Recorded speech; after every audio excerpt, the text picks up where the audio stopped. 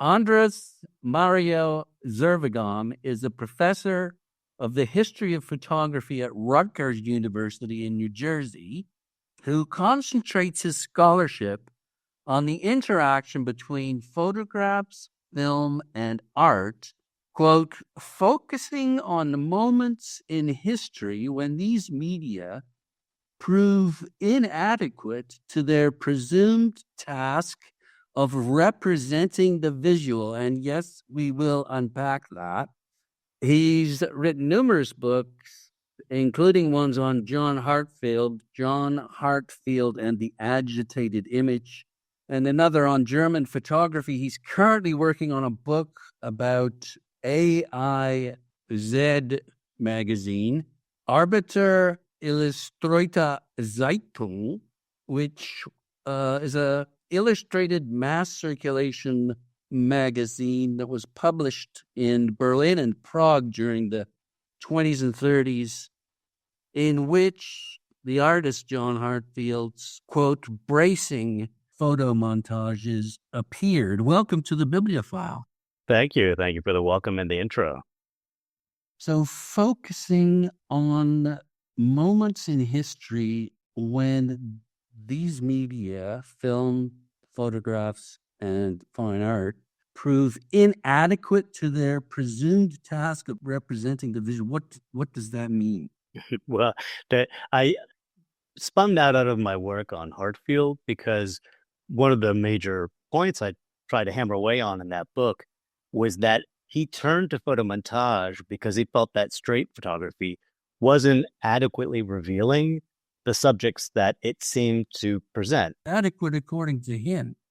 According to him, and of course he was highly political, and he reached this epiphany during World War I when he, as an anti-war activist, he had to be careful, but he was frustrated by the photographic propaganda that seemed to represent a war that was going well and that was fought for heroic patriotic reasons, where in fact he knew it wasn't going well. And he didn't think the reasons for its being waged were patriotic at all. And so he started investigating ways to represent reality through new media that would be more accurate by his reckoning. And straight photography just wasn't doing it. And in fact, he even abandoned any interest in photo for a little while and turned to animated film because he felt like film also was failing in representing the reality of the war, especially through its deployment as propaganda here in Germany. And so his animated films were, he thought, a possible solution to this, where you had in animation, even today, a kind of extreme violence that you can't quite realize until recently with CGI in film. And he thought that was more approximate to what was actually happening on the front, although it was a kind of disguised violence. He and George Gross were commissioned by the government to make these, so they were kind of smuggling in a violence that most government organs were trying to suppress from popular media.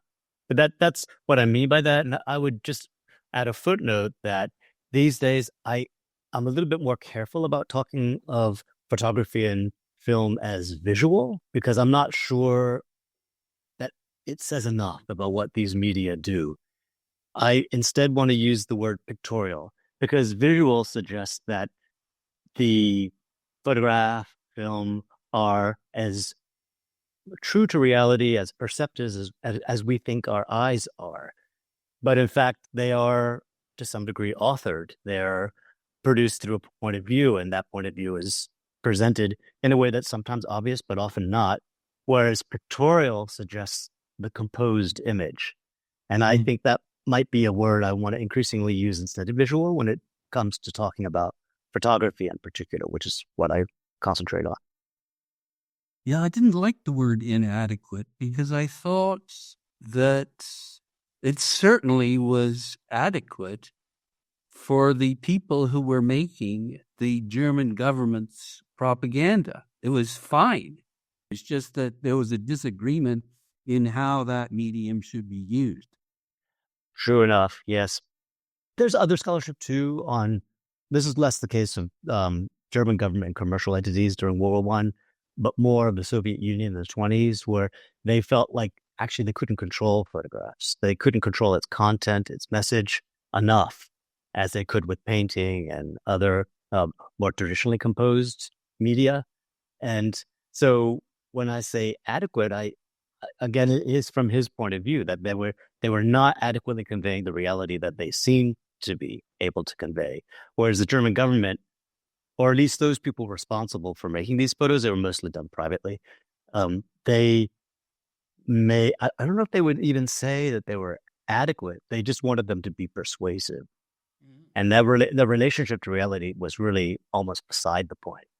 So adequacy or inadequacy for them perhaps it didn't mean the same thing as it would for Heartfield until later in his career.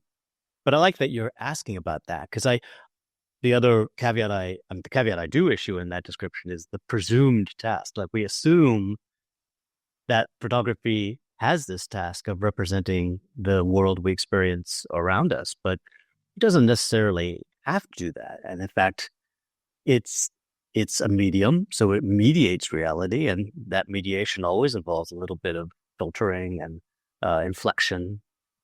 So that was the caveat I had, the presumed in front of visual.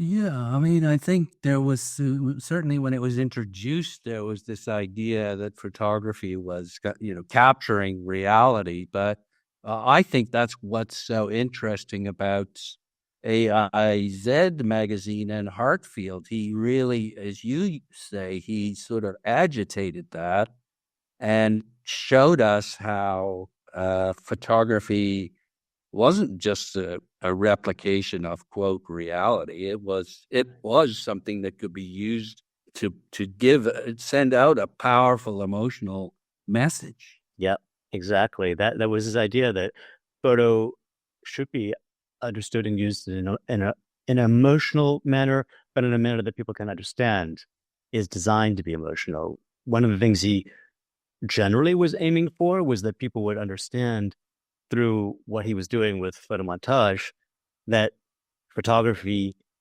could manipulate the reality you thought it was representing. And so he just made it obvious that that's what he was doing. He didn't write very much. He wasn't really verbally so articulate as he was visual or pictorial. But one of his good friends wrote that what Heartfield's work did was reveal what lies beneath the surface. The idea being that photography, because it photographs reflected light, it attends just to the surface, but underneath there are factors that give that surface its appearance or its distorted shape.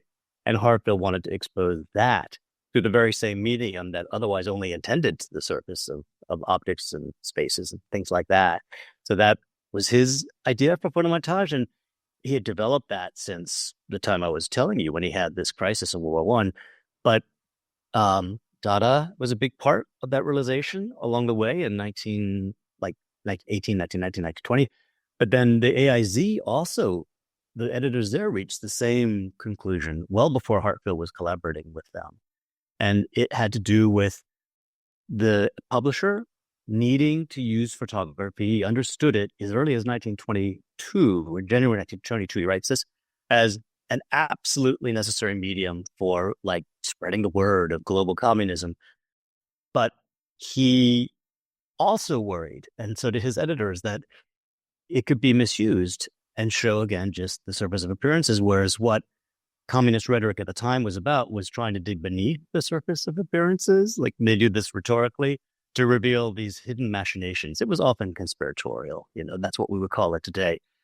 But they wanted a photographic equivalent of that. And that's how, to some degree, there are other factors too, but that's how they reached these extraordinary strategies, arrived at them in the AIZ. Some of the other factors are technical. They switched to rotogravure as a printing technology, a process, in October.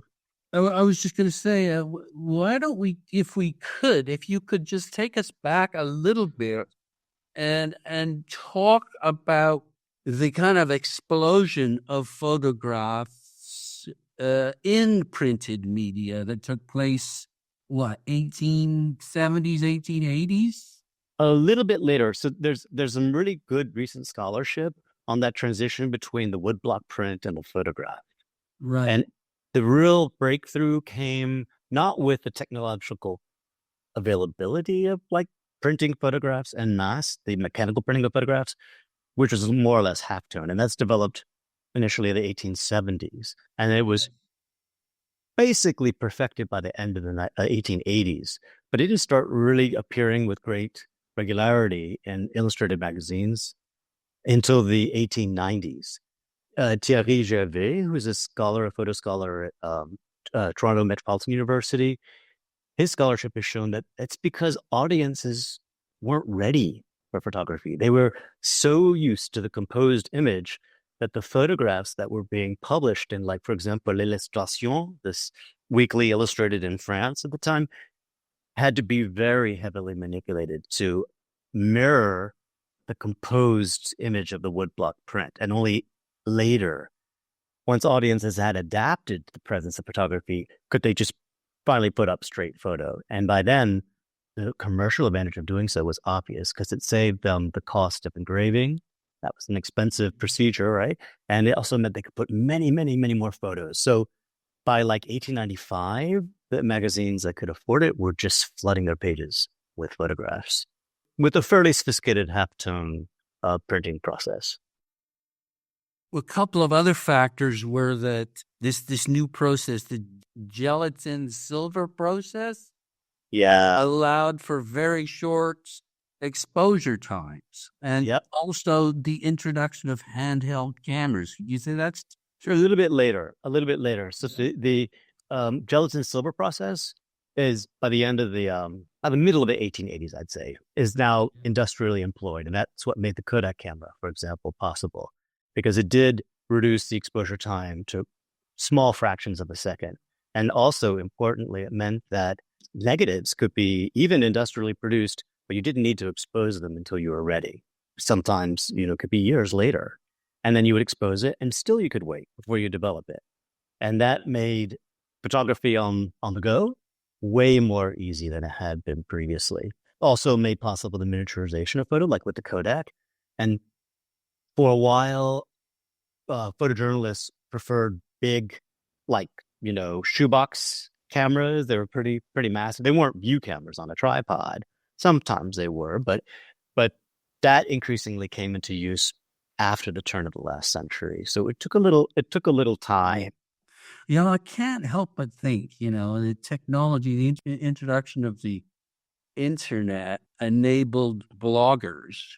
And here now we have, going back 100 years, it enabled this new breed of photographer, would you say? Yes, it did. And that new breed of photographer was called the photojournalist.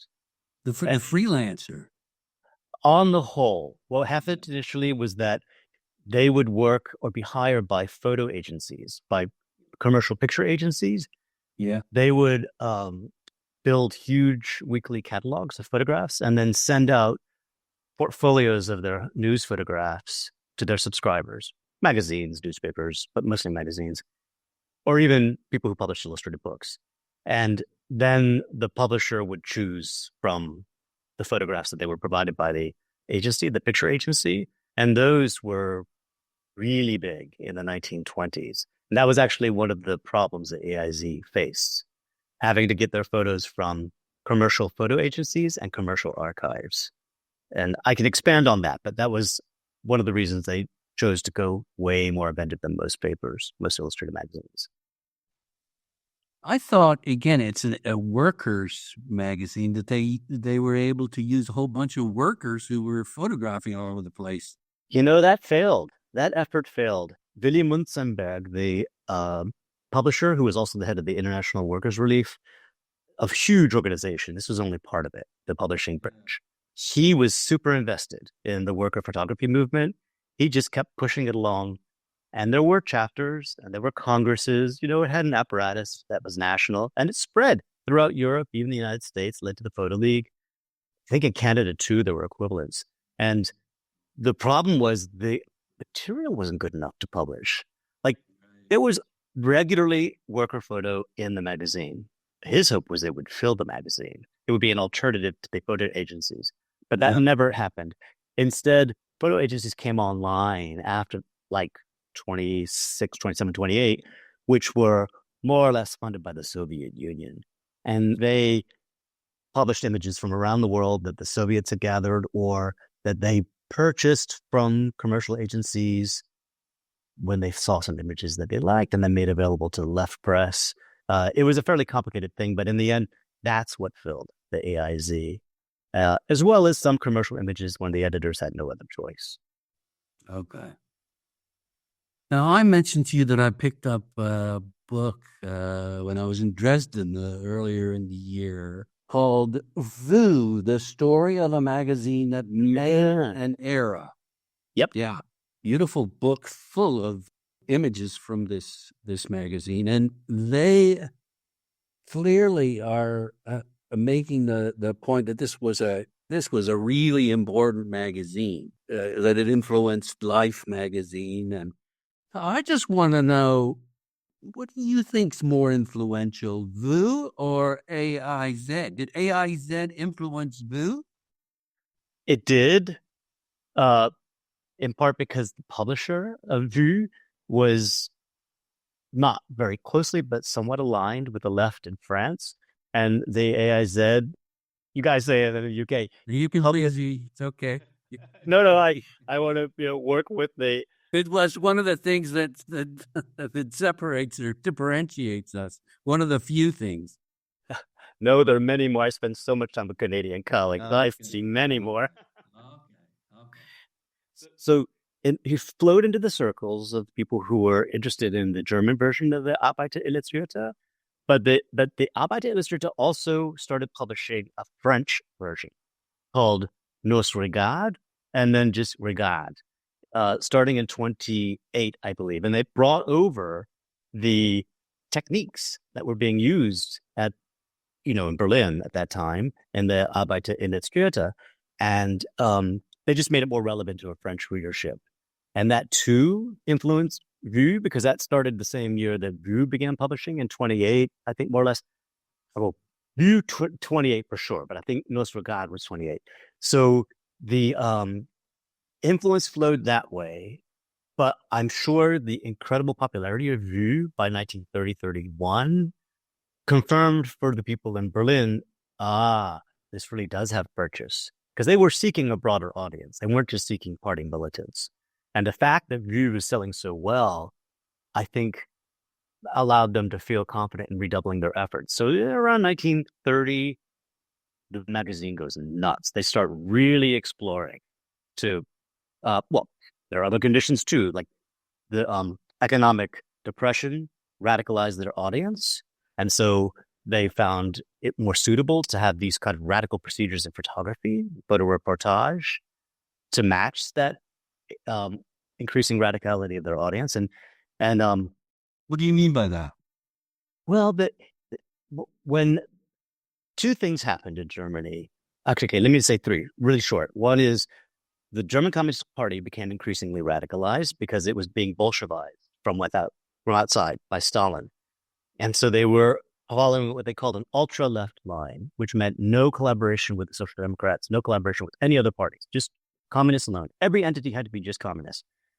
And then the Depression hit in late 29, like October, and that meant lots of destitution in Germany because the loans that Germany had taken were called up by U.S. banks. And even prior to that, on May 1st of 29, there was an event called Blood May. That's eventually what it was called, when a celebration by the communists on the streets of Berlin and elsewhere of May Day led to a lot of police violence. Like here in Berlin, 30 some odd people were shot to death by the police, mostly innocent bystanders. And that also radicalized the the population. Was that police or was that Hitler's brown shirts? No, not yet. There was outright war between the brown shirts, BSA at that time, and the Rotkampfverbund, the KPD militia. Yeah. But that began to boil a little bit later. The real precipitating event was this police violence. And in fact, the reason that protest was banned on May 1st is because the government was trying to suppress the Nazis, the stormtroopers, from marching on other occasions because there had been violence. So they just suppressed all marches. The communists marched anyway, and it led to this problem. So that meant that the KPD, the German Communist Party, got more and more party members. The members who were already there became more and more insistent. The party followed this ultra-left line. And then there was street violence, as you're suggesting, between stormtroopers and the militants of the KPD, the German Communist Party. And so increasingly, the readership was angry. And the Arbeiter-Illustrierte fed that anger. It reported on these atrocities by brown shirts against communists, about the police doing things that were not right. And to match that passion of their reports, they went back. They had stopped for a while, but they went back to these extraordinary photomontage procedures, perhaps also influenced by Heartfield, who started publishing in the AIZ in February of 1930. And one could say it worked. They really managed to communicate the just seething anger of people on the radical left through montages that were some super emotional. It could be through caricature, which Heartfield preferred, but it also could be through visualized violence, through montage procedures, or even just like particularly emotional were the untouched, like not montaged photos of what they called martyrs, like communists who had been killed by Nazis in the streets. It becomes a pretty rough read when you start flipping through the pages, like late 1930. There's the sense that the world is completely falling apart, and only communism can help. Like that's ultimately what they wanted people to conclude. Yeah, I was looking through the Vu book, and I couldn't really see any photomontages that looked like what Heartfield was doing. I saw lots of beautiful spreads and some amazing covers, but it didn't quite have this bracing, to use your term, effect that Heartfield's images did. Yeah, they were seeking something different, though, because Heartfield was seeking political radicalization and a kind of really critical, hard look at what lies beneath the surface, as I was saying earlier. Whereas Vu, their stated aim was to communicate the hectic, exciting nature of the times. They had a newsreel they released in 1928 when they first started publishing the magazine. And the newsreel explicitly states, times are different. We have moving fast cars, fast trains. Life unfolds at a tremendous pace that only photography can accommodate and only Vu can publish. And so they weren't so much interested in that like biting, bracing photomontage. Later, when it comes to critiquing fascism in Germany, it gets pretty biting. But they also had to be a little careful because of censorship. But it just not working with the same goals, and I think that helps explain why it looks different. But they were super sophisticated. They knew what they were doing when it came to composing and printing. No question. But as I said, I just think AIZ is just the way they also make you think about photographs themselves. You become a media critic. That was the idea. They wanted to arm you so that if you read other magazines, you receive those images way more critically, and the text too. But they wanted to make people critical readers. It's a little bit like what we have today. They were trying to design a siloing of information so that you would only believe the communist press. You wouldn't believe other organs of news. Out of that came this really interesting pedagogy of photographic critiquing from the AIZ. Yeah, I mean, it's hard not to believe what they're saying. You look at there's an image, I think it's one of the most brilliant. It's called Goring without a neck. And he makes him look, and he's carrying a bloody axe. But this is what he was. This is what he was. This is what they were doing. You see, what's the truth? You just articulated exactly this policy where if you looked at Goering, it wouldn't look like that. But if you knew what he was doing, then he would look like that. Yes. This is what the photomontage is communicating. Right. So, as I say, it's a more powerful experience. Then you look back at Vu and you think, this is just someone trying to make money by presenting what the world, quote, looks like. Whereas the experience of AIZ is a much more visceral one. Yeah, yeah, yeah. But that can cut both ways because, like, I'm writing about this in a way that I hope is more even-handed than just. I praise what they did. Like, it's really quite extraordinary what they invented on their own without being artists, with like Heartfield only coming much later.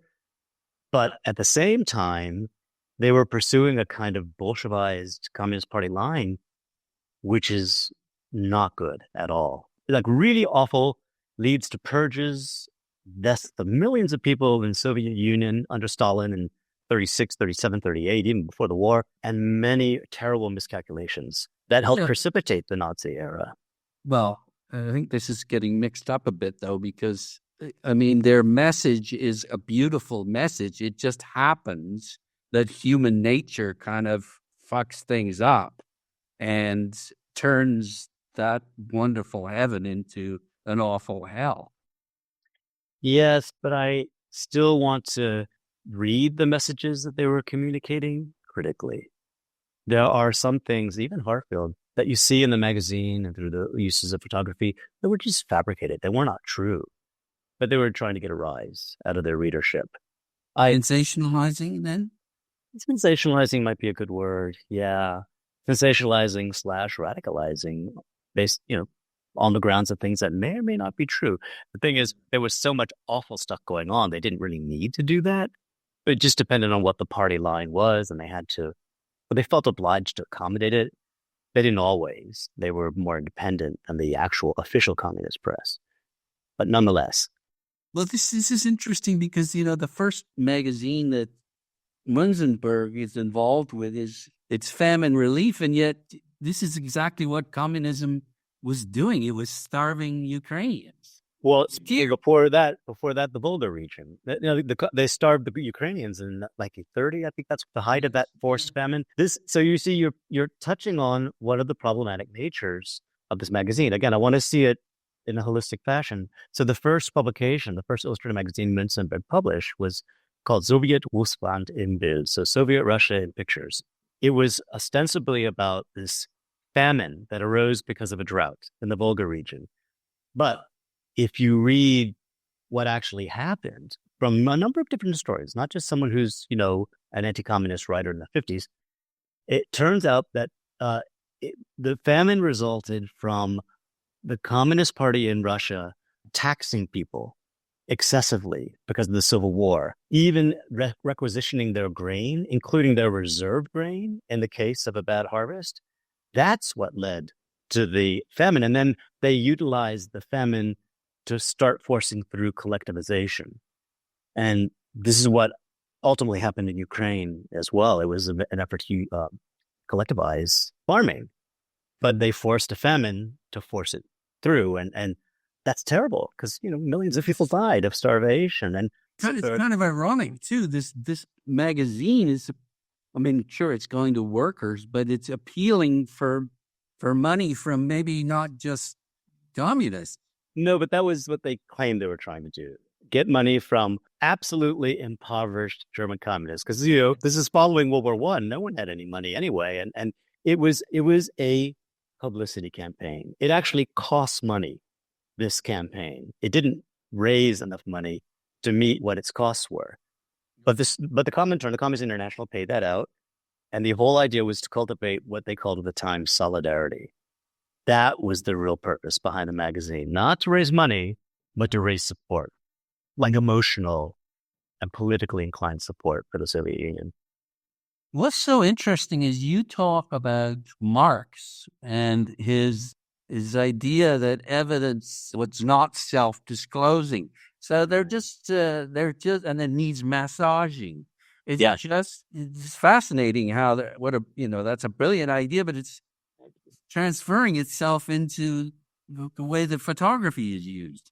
Well, but think about this, Nigel. So the German Communist Party and its members and adherents thought, we are not like the Social Democrats. We actually stick to Marx. We really do follow the line, and the Social Democrats have betrayed us because they haven't. And so Munzenberg realizes he has to use photography.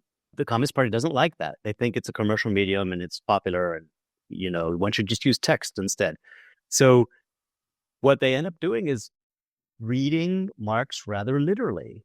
And that massaging of evidence, that's a very nice way you describe it.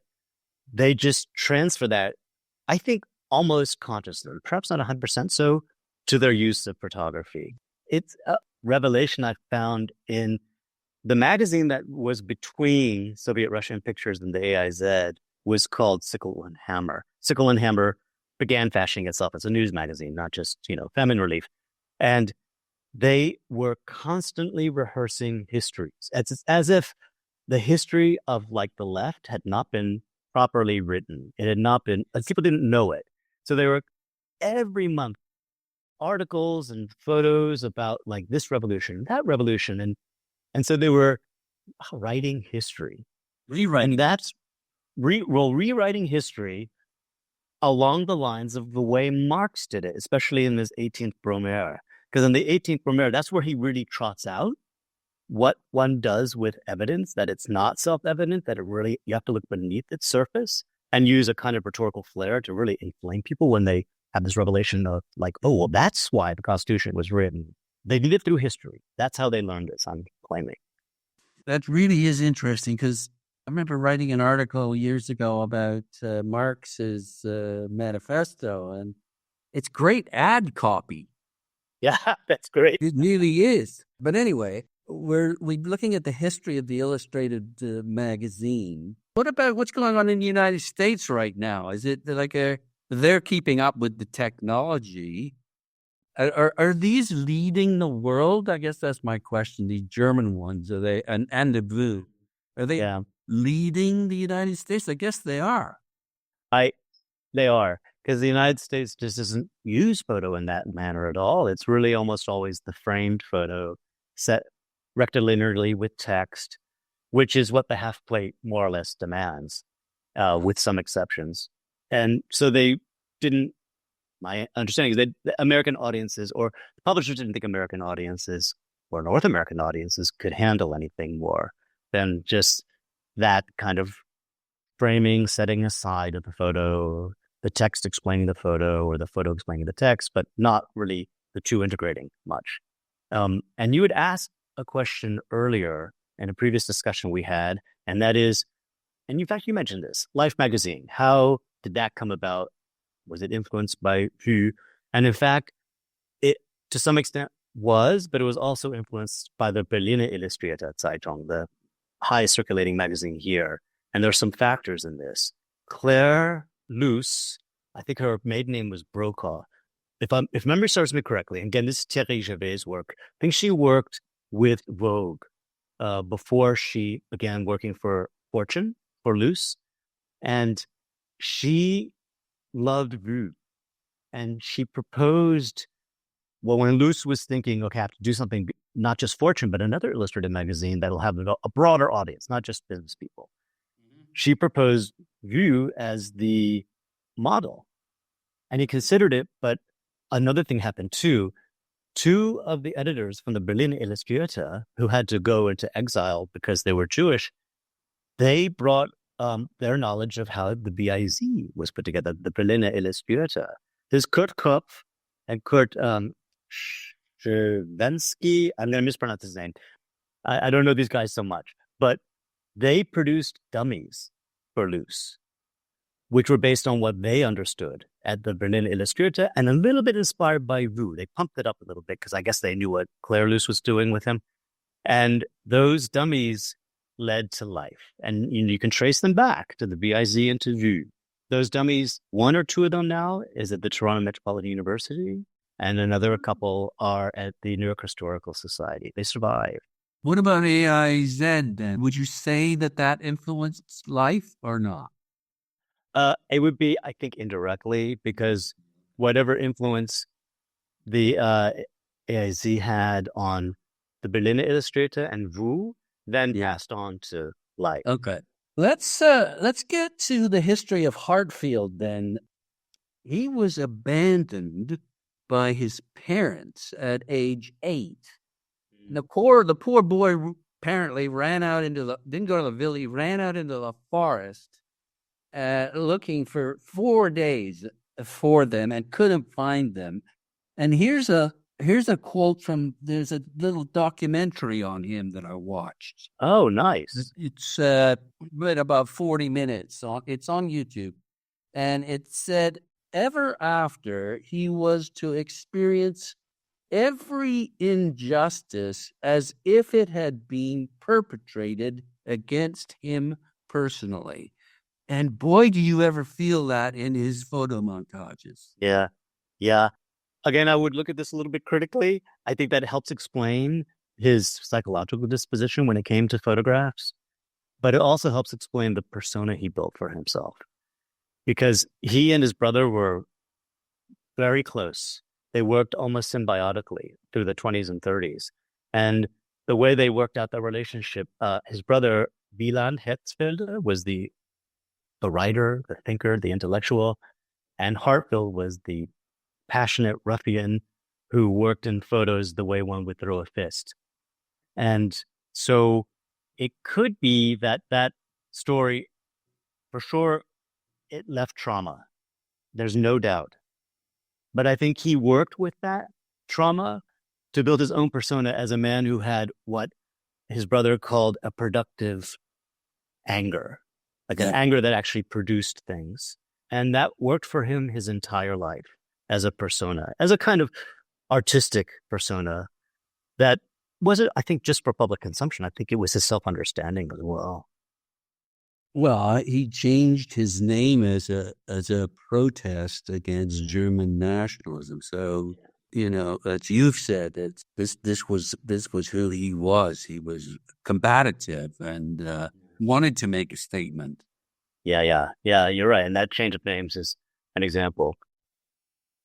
Okay, so this is interesting. He studied, this must have been one of the earliest classes or courses in commercial art in 1908 in Munich. Yeah, these people at that school were famous for poster design. Commercial design normally took form of posters and packaging. And so we studied with people who at the time were famous for that. And yeah, it was a fairly innovative early program in this. Mm-hmm. But he also studied with a man named Ernst Neumann here in Berlin, who did not just commercial design, but industrial design. So he had a fairly nice vertical knowledge through the economy of commercial products. That was also incredibly formative for him. He then went to Berlin in 1913 and got involved in the artistic avant-garde, the cafe culture, and eventually Dada. Can you speak a bit about the influence of Dada on, again, his use of photomontage? Well, it suited his personality because Dada was so rebellious and so combative, really. It started as performances, at least in Berlin, not art exhibitions. And those performances, well, I spent some time in my book on one, like the first really big one in Berlin that literally led to a riot.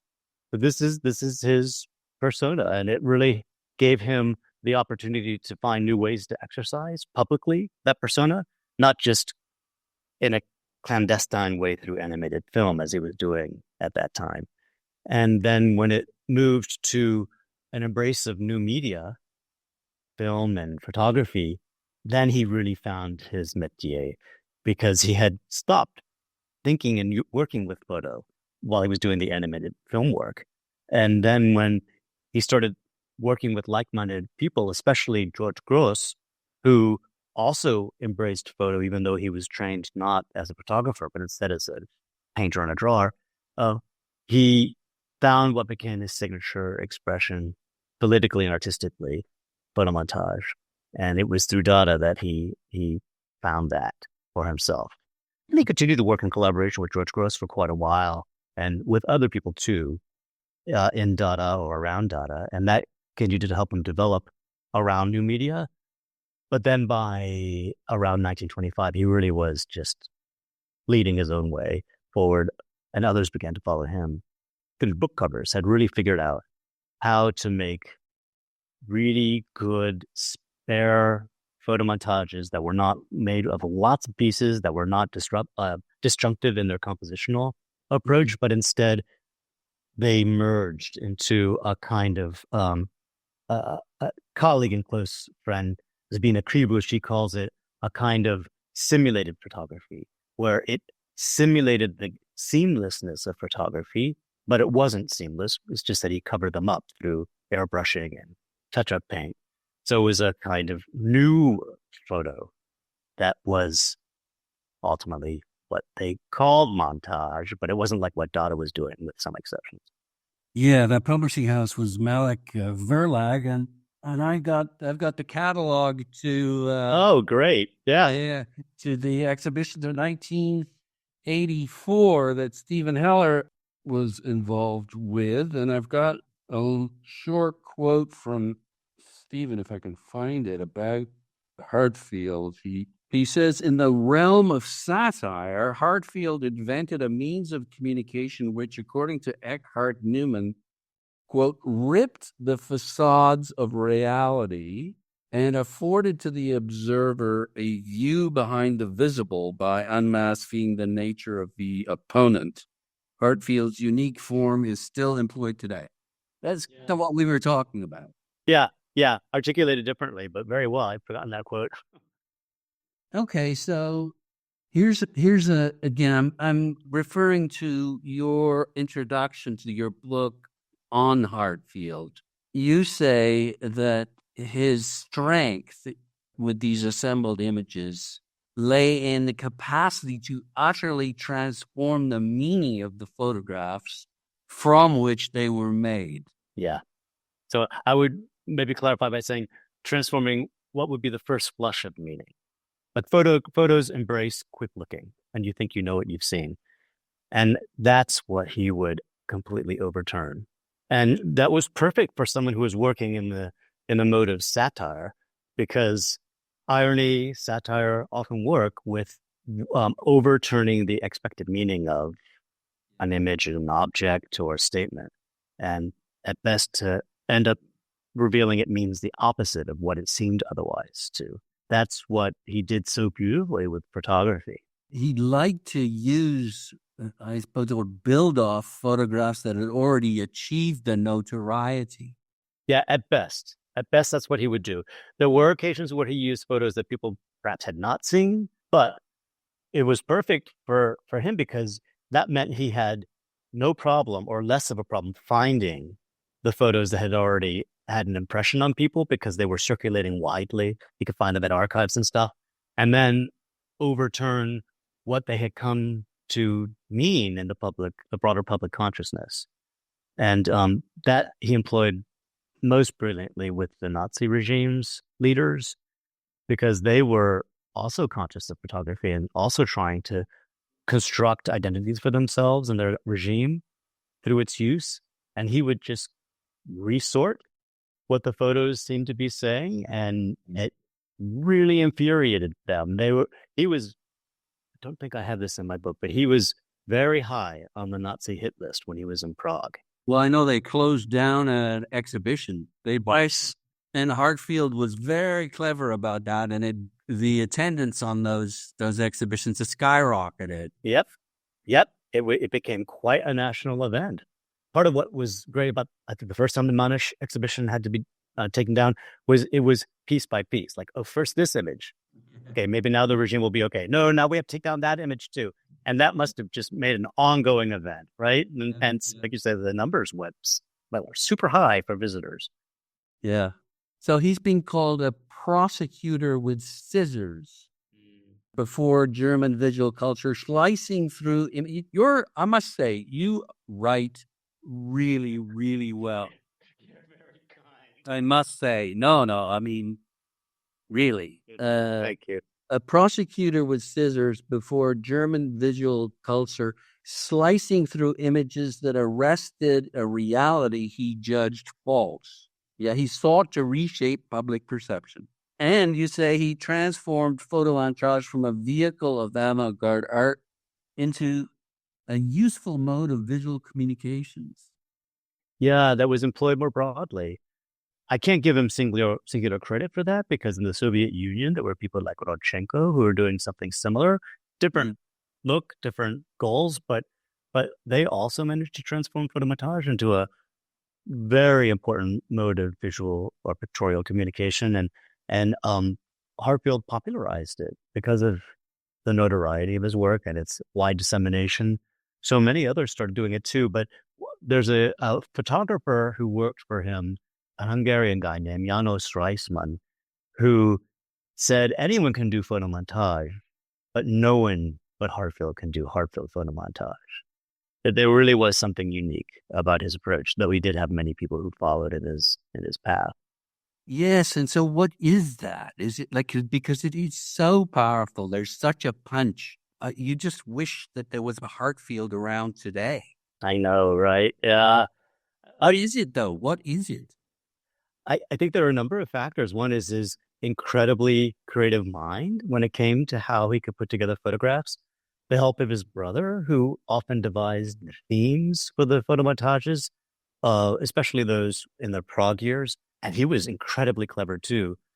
And then János Reisman thought, in addition, it was just that Heartfield was a perfectionist, that he was not satisfied with anything that didn't communicate exactly what he wanted the image to communicate. And he recounts working with him on retouching the images. Heartfield didn't do any of that work. He designed, and then he hired people to do that kind of technical work. So the retouching, the mounting, the printing, he was always present and always, as Reisman said, standing with nerves on the verge of breaking. Like he would freak out if you were about to do something not right. So that could be a factor too, the perfectionism. It sounds like Steve Jobs, actually. Oh, interesting. Yeah. He's like that. Yeah. I hadn't heard about this. Yeah. You talk about this optical veracity. And I couldn't help but thinking about how authors, novelists, they need to have verisimilitude. They need to create a world that's believable in order to tell their truths. You know, it's fiction and it's lies. But it has to be true enough, like very, very similar. It has to make it believable. It's a weird thing because they have to make it believable so you sort of buy in, but then you need to suspend your disbelief as well. Yes, like with cinematic narrative, same thing. And I'm thinking about the equivalent for Heartfield, because his idea was to dismantle any kind of sense that what you were seeing was what it, like outside of his photomontages, was what it appeared to be. But then his photomontages themselves were not believable because they were clearly invented. So there was something else underneath them that was the truth telling. And this is why I say, like, I guess toward the beginning of the introduction, that he wasn't just reinventing uses of photomontages, he was reinventing truth telling as well, whereby it wasn't something that would be very similar, but instead something one could more or less intuit as, now I understand. That's what the reality is. And this is the distorting effect it has on what I can see. Yeah, but you refer to sequences where it has to be a live chicken, for example. It can't be a dead one. It has to be alive. It's the weirdest thing. Frost. It can't be fake frost. It has to be real. So this is what I'm getting at with this question. But that was, I puzzled over that forever. Like, given the fact that he's going to manipulate everything and with such great care, why does it have to be real? And his answer was that a real frog won't have anything like the effect of a fake frog, even though I'm cutting it up and pasting into an invented composition. He felt like the components had to be as real and authentic. And I think what he's reaching for is a kind of emotional verisimilitude he was hoping the images would convey, as opposed to the objective or factual verisimilitude. Because, again, he worked at an emotional register. Even his communism was, again, as my colleague Zabina Kribu says, it was an emotional communism. It wasn't a kind of scientific, rooted in writing and dogma communism. In German, you would say he was a Gefühlskommunist. He was an emotional communist, not really rational, thought through kind of communist. You talk about this subjective capacity to link the somatic and the psychic in deeply moving combinations to produce an emotional authenticity. The truth. It's certainly how he felt it. Why do you think there was such a political jolt? Why were the meanings so shockingly new? The meanings that he was communicating through his mind. Yeah, why are they so good again? Yeah, why are they so good? I think he and his brother had their finger on the pulse of the country's cultural politics and cultural politics, and so they knew where the fault lines were weakest, and they struck at those. Like, for example, it was communist dogma that Hitler was only a puppet of capitalists. So that was wrong, of course. It turned out to be completely wrong. But they thought he was their puppet, but he turned out not to be. Exactly. This is what I meant. This is what I'm referencing. They thought, or other politicians thought they could control him, but it just wasn't. You couldn't control him. He just took advantage of those people and their naivete. But some of Heartfield's pre-takeover attacks of Hitler, of his persona, had to do with this idea that he's only a power because the industrial class is funding him. So there's one of his most famous images where the subtitle is right, the meaning of the Hitler salute. And it's, Hitler's palm is back as he accepts these tiles, and a man behind him with a sparkling golden ring and a diamond is putting marks in his palm.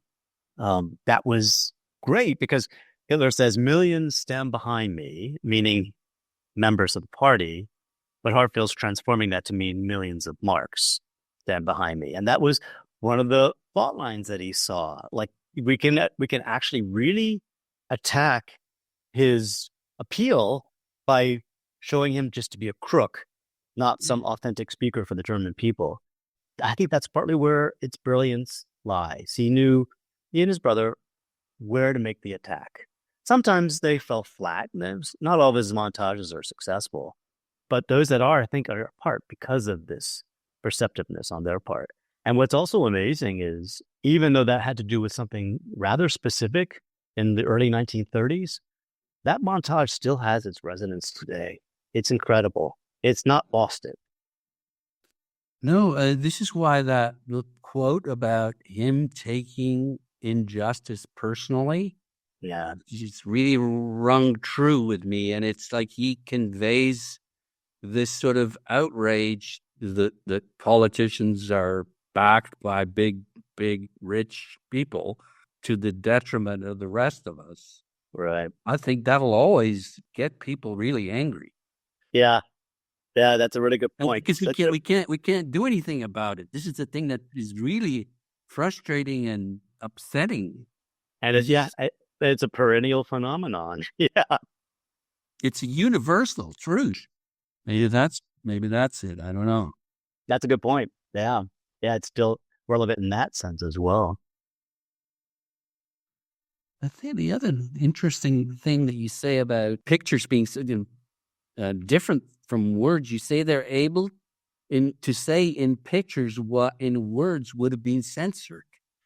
I think this is talking about the postcards that Gross and Heartfield produced during the First World War. Going back to that. Yeah, but that's actually Heartfield or his brother. I quoted one of them, I believe, in saying that, because Heartfield didn't say or write much, but generally what one finds by him and his friends is pretty perceptive and was really useful for understanding what it was they were doing. Right. But I guess this is another thing too, is they hoped to cultivate dissent. They hoped to get people angry. Yep. That was the goal, because to their reckoning, wasn't enough resistance against the war. It wasn't like World War II. There weren't people who were being denounced and sent to concentration camps and things like that. But the appeal of nationalism really worked. And the fact that people didn't really know what was happening at the front and didn't believe their family members who came back and told them what was happening in the front. That just shows the degree to which folks had been hoodwinked, and they could not be released, I think, by their Heartfield's reckoning. They couldn't be released from that spell unless they were made angry by what was actually happening. And it wasn't just on the front. That's where Hugh concentrated, but people were starving back on the home front, as they called it, because of the British blockade of German trade. So there wasn't much food in the latter part of the war. There were a lot of diseases that resulted as a result of malnutrition. There was a phenomenon. Harper didn't quite make fun of this, but it was called Ersatzkultur, or like replacement culture. They didn't get silk, they couldn't get cigarettes, and so there were replacement silks, replacement cigarettes. Like rayon was invented here during World War One because they had to find a way to produce silk that wasn't from China, and ended up being a big product later. But this is just a product of how a sign of how desperate people were. The government was trying so hard to satisfy people's even basic demands and just couldn't. And that also could have led to lots of unrest. And there were strikes. There were strikes at munitions plants and stuff at the end of World War One. They were suppressed. They were pretty bad suppressed. Like the people who led them were sent off to the front. And that's the kind of thing Heartfield would have been way more agitating on if he had the capacity to, without being too censored. Because you remember, too, he's working on these animated films at the time. He had to be a little careful. He didn't want to lose that position. And felt that through it, he could really do a lot more agitating work for big audiences of people. Which was important to him in reaching a big audience, as you said. That's the main thing. Another reason he wants photo. It can be so widely disseminated. Yeah. It's interesting with the animation, he kind of moved some of maybe it was the narrative or into his photo montages, right? He told a story with his photo montages. Yeah. And one example, I think it's an early one that the Soviet polymath, I would call him, Sergei Tretyakov, focuses on when he writes about Heartfield in 1936. And that is a 1924 poster he made. You might remember this one, called Fathers and Sons. And it's just got three components. It's youthful cadets in Potsdam marching with flags, youthful meaning like 10 years old, and then a line of skeletons that recede into the background. And I think there's one other element, but the field is black. And it shows with such spare means, photographic though, what these young boys are going to be by way of cannon fodder. And it's a story. It unfolds over time, but across space, not like across frame to frame in a film. Yeah. And that kind of storytelling he did incredibly well with his photo montages. Oh, and I should also add, remember, he's doing book covers at this time, and the book covers are supposed to distill a narrative onto a single image. And that, too, is forcing him to learn a narrative approach to photo montage. Yeah. Yes, he does use his advertising techniques. You talk about Blickfang. The Blickfang, yes. Blickfang, yes. Using optical surprise, eye-catching. Yeah, it was a key innovation in Germany for the composing of commodity advertising. And the first real success at this was before World War One.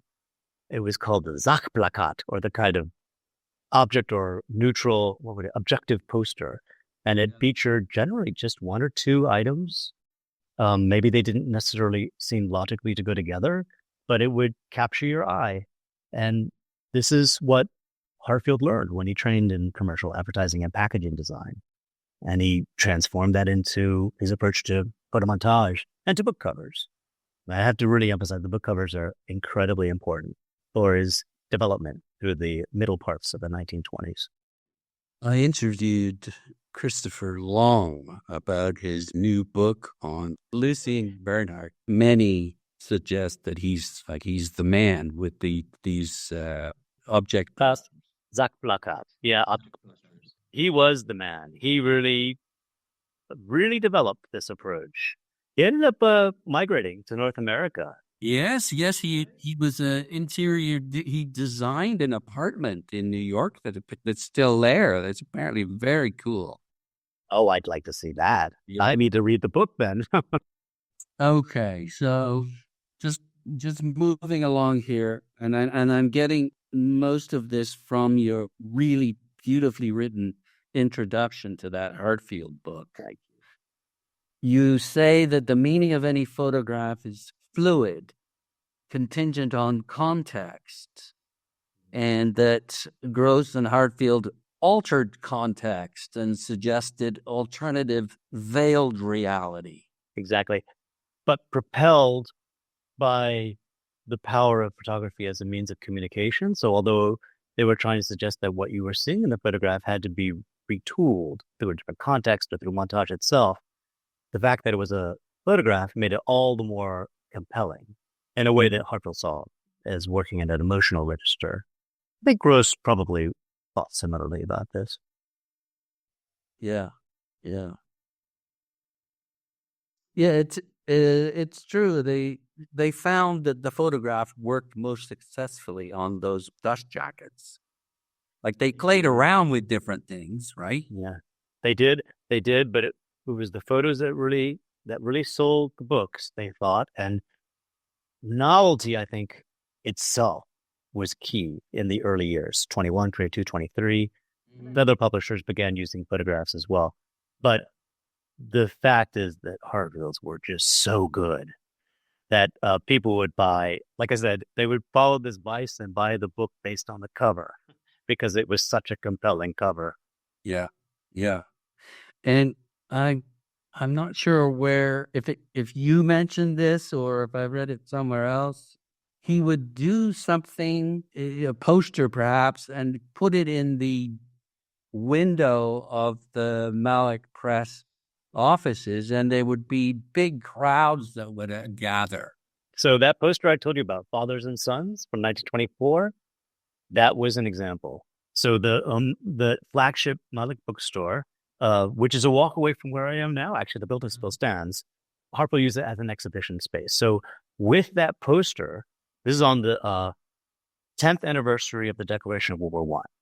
With that poster, he had a number of other things arrayed around it, like on the floor of the window and elsewhere, that were objects and images associated with World War I. And that poster was just to sum up the entire message that the window was meant to communicate. And yes, it attracted crowds, and others, it may not have been that very one, but others brought really angry people into the store who had, the intention of beating someone up. But it meant publicity for the press and for its books. And the books sold. They actually did sell so well, in fact, that Wieland Herzfelde, the brother who ended up leading the press, Heartfield founded the press, but his brother ran it and, commissioned authors and stuff. He was able to afford a nice house that he rented. I don't believe he owned it, out at Wannsee, in a leafy, beautiful suburb of Berlin. They were living pretty well. Heartfield himself had a nice apartment in the Potsdamer Straße, also not too very far from here, a nice big Berlin-style apartment. And amazingly, through book selling and publishing, because of his covers, they ended up having a pretty good, comfortable life in very unstable years. And I should give credit to the authors of these books, because Herzfelder knew how to choose them. Sometimes he felt compelled to bring on a bad Soviet author, and he confesses that later. Oh, it wasn't a very good book, but the cover was marvelous. But, Upton Sinclair, apparently he sold more books here than he did in North America. Yeah, that's what you see over here in Eastern Europe, is you see a lot of sort of socialist-oriented American authors in translation. That's interesting. Even today, huh? Yeah, even today. Wow. Okay, just winding up here. We talked about media literacy, casting a critical eye, and I think they wanted to raise political consciousness among their viewers and maybe get people more active. But before you address that. What about the magazine itself? Basically, they had to flee to Prague, and the circulation went way down because they were trying to get it into Germany, right? Yeah, that's right. So their audience was maybe 10% of what it had been before, their readership. So the readers were German-speaking Czechoslovaks, like Sudeten Germans, and people in Alsace and Lorraine who spoke German and subscribed to the magazine. And then those who just bought it because they thought it was fascinating in Sweden, France, or elsewhere. And then it was also distributed apparently rather widely in the Soviet Union, even though most Russians couldn't read it, but they could see it. And that was enough. You can see nice pictures of Soviet newsstands with the AIZ on sale, along with all the other Soviet stuff. Oh, wait, your question is about... A couple things. I'll return to that about the media literacy, but it's the impact of, like, we talked about Life magazine. What about the impact? Any additional impact on magazines? on other magazines? Future magazines? Yeah. Sort of the visual zeitgeist. Like what impact has it had on advertising and just the presentation of printed materials since? I think that one could give credit to the AIZ and Heartfield too for showing they demonstrated the incredible flexibility of photography in the arena of advertising. And it just didn't have to be a photo of a shoe. It could be something way more sophisticated than that. And I think that's an inheritance that was picked up after the war. And magazine like Vogue, Harper's Bazaar, others that really employed inventive uses of photography, especially around fashion, benefited from what it was that Heartfield and the AIZ first demonstrated through their formats, through the AIZ. But then I'd have to give Vue credit as well, because that's something that Vogue is learning from, since they publish in Paris as well as London and New York, and for a short time in Germany. But also Alexander Lieberman was an art director at Vue, and then he went to Condé Nast, didn't he? He did, and so there's a direct linkage between these magazines, and I think you'd have to count AIZ as one of the influences involved because of its influence on Vue. And there are other people who get involved as well, who, like the editor of Harper's Bazaar, who came from Russia, Alexander Botovich. Yeah. He's inspired by the past of the AIZ and Heartfield, equivalents in the Soviet Union, and of course Vue. And what he does at Harper's Bazaar is extraordinary. But I think an interesting question would be, why is it in fashion magazines that this is realized so much more effectively than in other magazines in the 50s and 60s? And I had a student who wrote her dissertation dealing with that question. She has some proposed answers, but there are probably a number of factors in this. But you just rarely see such inventiveness outside of the world of fashion in the 40s, 50s, and 60s. Mm-hmm. Yeah, those are the great magazines. They really are. Yeah, they're the pinnacle, I think. I agree. Especially Harper's Bazaar, like in the 50s and 60s, it's just a treat to flip through it and just have your eyes treated to these extraordinary acrobatics of photography. That's great stuff. Yeah, we've been buying up some Czech fashion magazines from the 50s, 60s mostly. Not quite as spectacular as Harper's Bazaar, but still pretty cool. Yeah. Well, I want to thank you. Thank you so much for this. It's been. Have you said everything you wanted to say now? Let me offer a footnote. Earlier, you said that photography might have been understood as more believable in its early years, but let me just say, for example, the daguerreotype. So Morse was one of the first people to write about photography because Daguerre showed him some daguerreotypes in 1839. And so Samuel Morse writes about that when he gets back to New York. And he exclaims the detail of the daguerreotype. But he also says, but the procedure can't capture movement. It doesn't capture color. So even as he's, like many other early writers on photography, praising the clarity and detail of photography, he's also spending time talking about its shortcomings and how it actually can't represent as much as he would otherwise hope it can. So this multivalent reception of photography dates to its origins as well. It's not just a problem, like as I outlined, from World War One and then forward. Yeah. Yeah. So I would note that. Very good.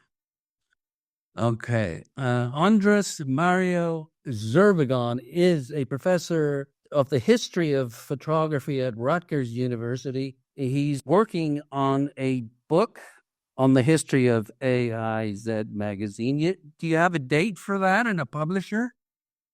Oof, no, not yet. I have 2 more chapters out of 7 to write. So once done, I'm just going to give the full manuscript to the people with whom I worked before, and then take it from there. So I don't have a date, but I'm hoping it's soon because I want to move on to my next project.